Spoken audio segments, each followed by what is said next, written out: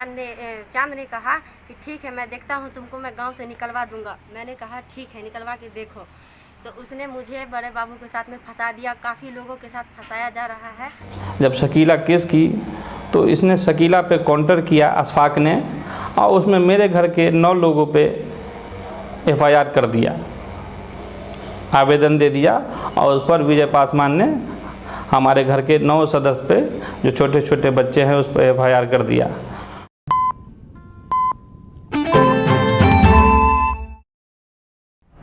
नमस्कार, मैं तौहीद। स्वागत है आप सभी का बदलता हिंदुस्तान न्यूज़ पर। पतौना थाना क्षेत्र के तीसी गांव में हुई घटना लगातार तुल पकड़ती जा रही है। जी हां, तीसी गांव में हुई घटना को तुल पकड़ता देख दूसरे पक्ष का भी बयान सामने आया है। आपने हमारी एक वीडियो में देखा होगा कि किस प्रकार से ग्रामीण एक पक्ष के ऊपर आरोप लगा रहे हैं, साथ ही पुलिस प्रशासन की जो कार्रवाई है उसके ऊपर भी सवालिया निशान खड़ा करते हुए नजर आ रहे हैं। साथ ही मैं आपको बता दूं, जिस प्रकार से पूरा मामला घटा है उस पर उसैद अहमद चांद पहले ही अपनी बात एक मीडिया के जरिए रख चुके हैं। मैं आपको इस वीडियो में उसैद अहमद चांद की भी वह बातें भी दिखाऊंगा, किस प्रकार से उन्होंने अपनी बातें रखी। लेकिन इस मामले को तुल पकड़ता देख अब दूसरे पक्ष जिस लड़की के ऊपर या जिस प्रकार से पुलिस प्रशासन के ऊपर सवालिया निशान खड़े हो रहे थे, उसके बचाव में अब दूसरा पक्ष ने भी अपना वीडियो जारी किया है और उन्होंने क्या कुछ कहा है आप देखें इस वीडियो में। क्या है मामला? मामला यही है कि मेरी बच्ची को बहुत परेशान करता है। कौन? गाँव का चांद जो है से कौन सा गांव? तीसी गांव का चांद है। वो क्या? इलेक्शन भी लड़ता है, मुखिया में कभी कभी खड़ा होता है और परेशान करता है। ये पैसा देता हूँ, वो पैसा देता हूँ, ऐसे करो मेरे साथ, चलो दरभंगा घूमने, चलो मधुबनी घूमने। नहीं जाती है मेरी बच्ची, तो मेरी बच्ची को कभी वो लगा कर परेशान करता है, कभी वो लगा कर कि ऐसे ऐसे इंजाम देंगे तो मेरे साथ साथ घूमेगी। वो दबंग गिरी करता है। हम कमा करके बच्चे लोग को पालते हैं, पढ़ाते हैं, लिखाते हैं, वो नहीं देख सकता है। बहुत परेशानी में। आपके पास पति नहीं है? नहीं, हमारे पास पति नहीं है। हम मुसलमान औरत हैं, हम कमा करके विधवा हैं, कमा करके अपने खुद से खाते हैं और 3 बच्चे हैं, उसको परिवार को चलाते हैं। रहमती कौन है? रहमती मेरी बड़ी बड़ी लड़की है। उसी को तंग करता है? हाँ, उसी को तंग करता है। और बीच में मारपीट हुआ था? बीच में मारपीट हुआ था, यही सब लेकर के मामले लेकर के मेरी बच्ची को मारता है। मेरा चांद भी मारपीट किया था क्या? जी जी, प्रशासन को भी मारा और प्रशासन भी लगा करके कि नशे, चांद की नशे हमारी बच्ची को इंजाम फिर लगाता है। चांद का कहना, चांद जो है एक वीडियो वायरल करके आरोप लगाई है आपके लड़की के ऊपर कि पताना ओपी अध्यक्ष से उसका कहीं ना कहीं जो है रिलेशन गड़बड़। उसमें आपका क्या कहना है? उसमें हमारा कहना है कि मेरी बच्ची कोई गलत नहीं है, उसको पहचानती भी नहीं है। हम जाते हैं पतौना, हमको काम लग बोलिए। पतौना थाना कोई मामला घटना होता है मेरे साथ तो मैं खुद जाती हूँ। मेरी बच्ची पर गलत इंजाम लगाता है। हम लोग को मार रहा था तो पतौना थाना वाला आ रहा था रास्ते से, तो देखा कि दुर्घटना हो रहा है तो उसको मारपीट दंग फसाद उसके साथ भी किया। अब वो लोग चला गया, पुलिस केस किया, तो हमारे लोग पर, हमारी बच्ची पर बहुत गलत इंजाम लगा रहा है। धमकी मार देंगे तो ये कर देंगे, वो कर देंगे, गांव से निकाल देंगे। क्या नाम है आपका? मेरा नाम कौसर खातून। मेरे साथ यह है कि चांद मेरे पीछे बहुत दिनों से पड़ा हुआ है, पर मैं चांद का जाल में नहीं फंसने वाली हूँ। तीसी नरसाम का मैं उसके जाल में नहीं फंस सकती हूँ, इसलिए चांद ने मेरे पीछे काफ़ी लड़कों को भी पड़ा हुआ है और चांद के जाल में नहीं फंसी। चांद ने मुझे बड़े बाबू सबके साथ में कुछ आरोप लगाया, बोला है कि तुम मेरे साथ अगर नहीं करेगी तो मैं तुझे बदनाम कर दूंगा और मैं तुम्हें बेसिया साबित करके रहूँगा। मैंने कहा तुम कुछ भी करो, मैं ऐसा नहीं कर सकती हूँ। चांद ने कहा कि ठीक है, मैं देखता हूँ तुमको, मैं गांव से निकलवा दूंगा। मैंने कहा ठीक है, निकलवा के देखो। तो उसने मुझे बड़े बाबू के साथ में फंसा दिया, काफ़ी लोगों के साथ फंसाया जा रहा है और बोल रहा है कि मैं तुम्हें ऐसे ऐसे करके रहूँगा। तो मैं बोली कि ठीक है, क्या कहते। चांद भट्ठा खोले हुआ है और वो मुखिया का पद लड़ रहा है, इसलिए वो कहता है कि मेरे पास इतना पैसा है, मैं कुछ भी कर सकता हूँ, मैं तुम्हें पैसा दूंगा, तुम मेरे साथ घूमने चलो मैं उसके साथ जाने के लिए तैयार नहीं हो रही हूँ। इस दौरान चांद बोलने का ये कर दिया है, बदनाम कर रहा है। चांद पर आया कि घूमने चलने के लिए, इसका मकसद क्या है चांद का? चांद कहता है कि तुम मेरे साथ घूमोगी फिरोगी, मैं तुमको पैसा दूंगा, तुम मेरे साथ में ऐसे रखेल बन के रहो। एक लड़की है जिसके साथ में वो ऐसा कर रखा है, वो लड़की उसके चक्कर में है। इतनी सारी लेडीज़ों सबको पैसा दे करके उसने मुझे बदनाम करने की कोशिश किया और उसने सोशल मीडिया पे डाल दिया है ताकि वो लड़की बदनाम हो जाए।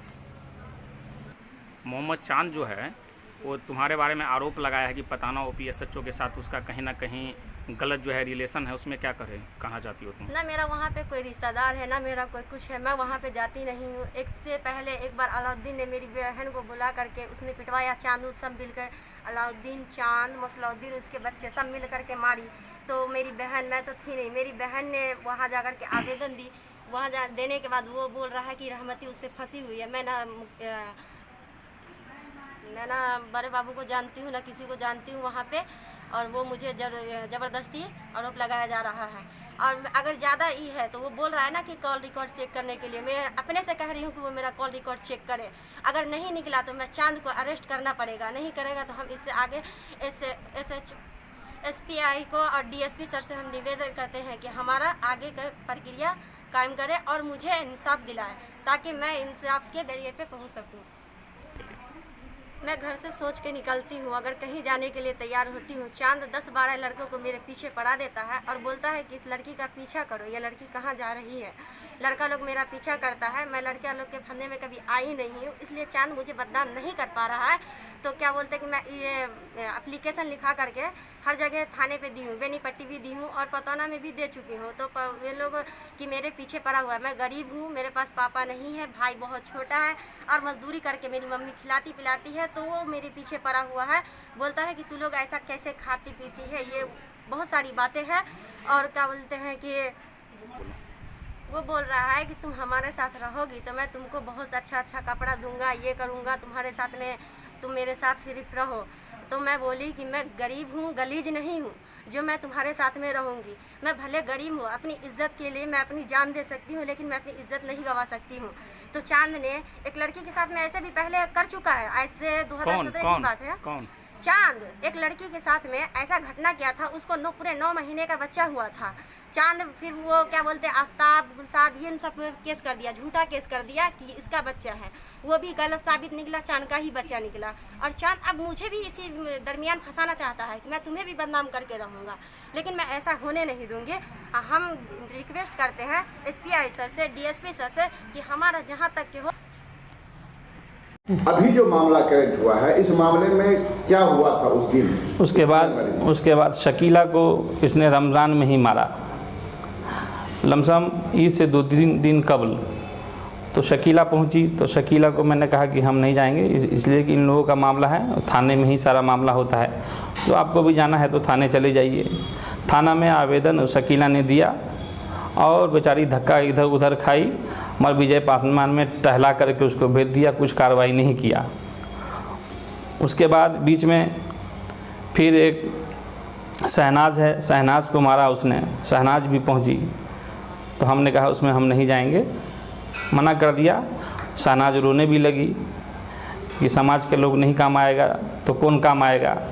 हमने कहा आप नहीं समझ रहे हैं कोई बात को, से हम लोग जाएंगे कहीं ना कहीं से वो फंसा देगी। तो शहनाज थोड़ी है अक्लमंद है, उसने इस बात को समझा, फिर शायद वो भी गई थाना, मगर थानेदार ने कोई रिस्पॉन्स नहीं लिया। उसके बाद जब शकीला केस की तो इसने शकीला पे काउंटर किया अशफाक ने, और उसमें मेरे घर के 9 लोगों पे FIR कर दिया, आवेदन दे दिया, और उस पर विजय पासवान ने हमारे घर के 9 सदस्य पे, जो छोटे छोटे बच्चे हैं, उस पर FIR कर दिया। तो हमको जब मालूम हुआ तो हम गांव के लोगों को सारी बात बैठाएं, करीब 200-300 लोग थे बैठे हुए, और मैंने कहा गांव के लोगों की इसमें मेरा क्या कसूर है, मेरा क्या लेना देना है इसमें। तो गांव के लोग हमारी बात को समझे। मैंने कहा मैं पंचायत नहीं बैठा रहा हूं उस पर, मैं आप लोगों से कह रहा हूं कि गांव में इस तरह का वाक़या हुआ, आज मेरे साथ होगा, कल किसी और के साथ होगा, उसमें कहीं से हम मुलविस होते हैं, कहीं से मेरा कोई मामला होता तो हम पे FIR होता तो कोई बात नहीं।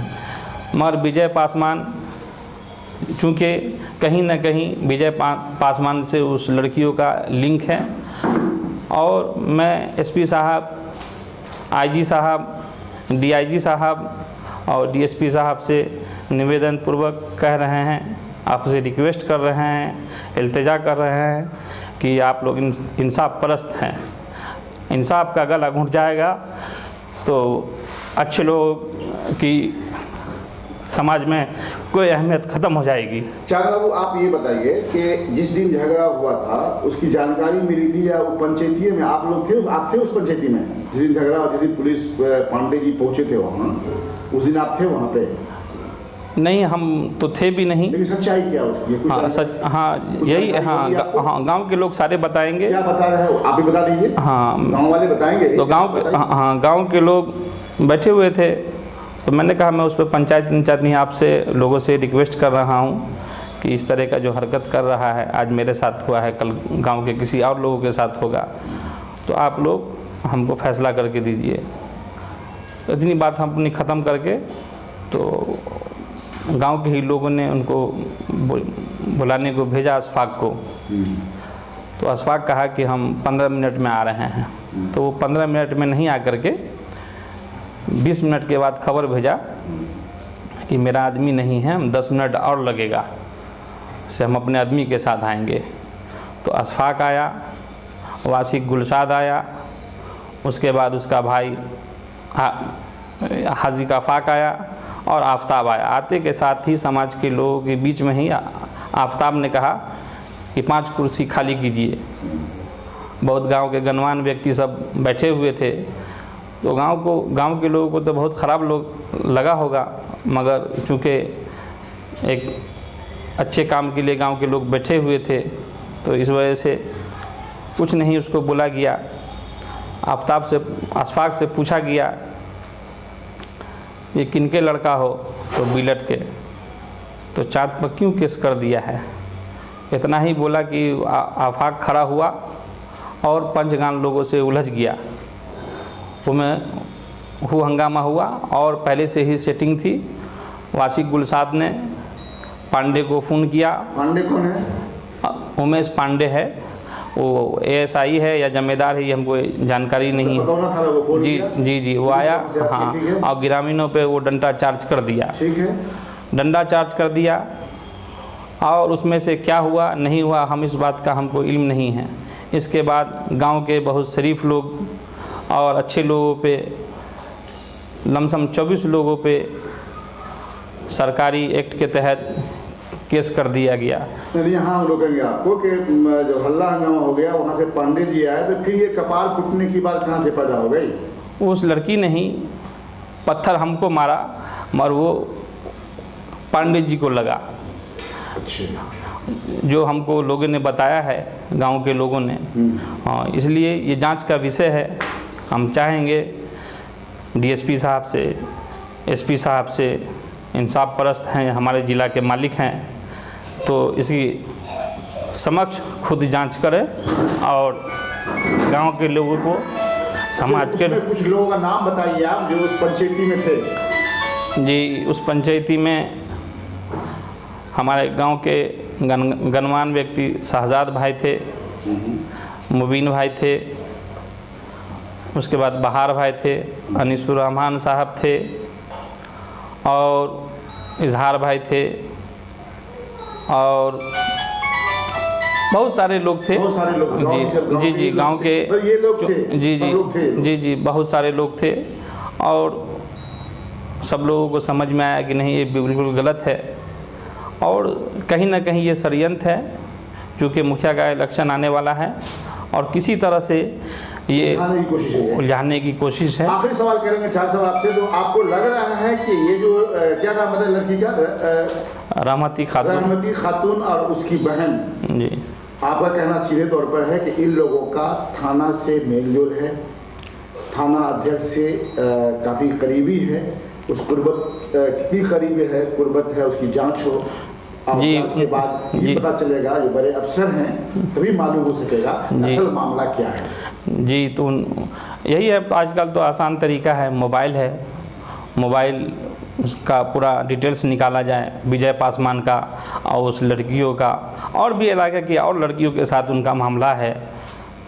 पूरा समाज, इसलिए कि कोई थाने में आते हैं तो समाज को सुधारने के लिए आते हैं, मगर इनका जो रोल है समाज को तोड़ने का, बर्बाद करने का, और क्या वो कहें, हम अपनी ज़ुबान से बोलना नहीं चाहते हैं, इसलिए कि वो हमारी तौहीन होगी और हमारे प्रशासन की भी तौहीन होगी।